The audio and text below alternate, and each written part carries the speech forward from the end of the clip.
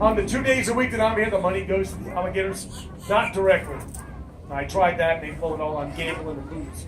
Now we kind of have this fiduciary relationship where I use it to help pay for the food, the vet bills, buying the gators off the other trappers, enclosures for sick and injured animals, equipment to catch these guys. It essentially helps me to fund the rescue.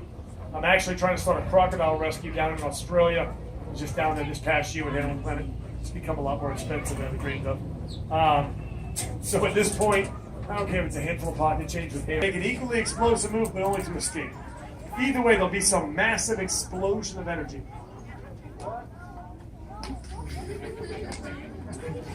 Massive explosion of energy. Yeah, these guys don't do a whole lot of that stuff. They don't do that because almost every gator in this pit has been here long enough to realize that I'm not going to hurt them. And once that kind of settles in, there is no real motivation to make these huge explosive movements they're so famous for. Every time you see a wild alligator or a crocodile, for that matter, making those explosive movements, it is absolutely exhausting for the animal.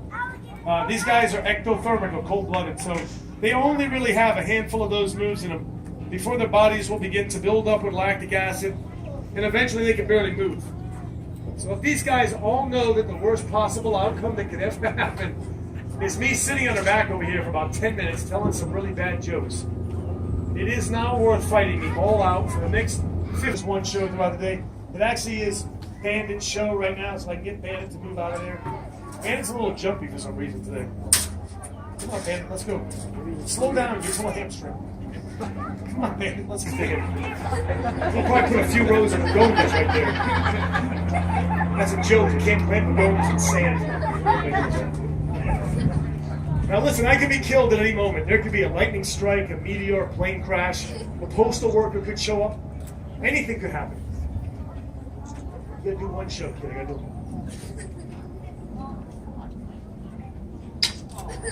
Now, if you're... Oh, don't give me a hard time. He's gonna give me a hard time. Bandit's really strong. So if he really wants to take off, I can't stop him. So I'm gonna try to lock him in. The good news is he doesn't try to bite you, he just wants to walk away. You know I buy the food around here, right? Maybe you'll get some, maybe you won't. Listen. I got a whole plate of Girl Scout cookies with your name on it, okay? And I make them with the real Girl Scouts.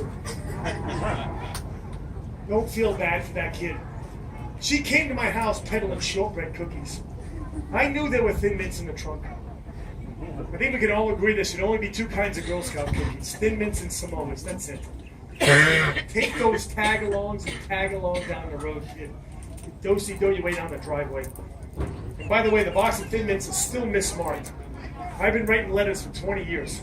It says something ridiculous, like 16 servings. Shut the heck up. There are 2 servings tops, one sleeve in the other. I usually eat the whole box, but I'll give you 2 servings on a good day. Now, if you're a Seminole warrior, be cool now? If you're a Seminole warrior back in the 1800s, you're out catching these alligators. You're doing that to feed your family. But you want to catch them alive. The alligator meat spoils very quickly in the hot Florida sun. So the first thing you'd want to do, obviously, is tie the jaws shut.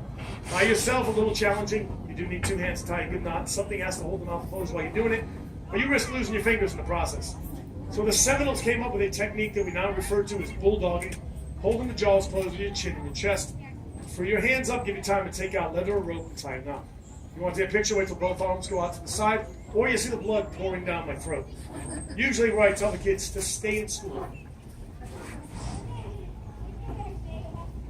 Okay, take your pictures quickly, please. Take out a rope, a couple of wraps, tie a knot. And you'd have yourself a cotton-tied alligator. In the back of that throat, it appears he has little to no throat opening. Yes, no throat opening. Good job. He's got an oversized palatal valve or glottis, which allows him to go underwater, capture food without drowning.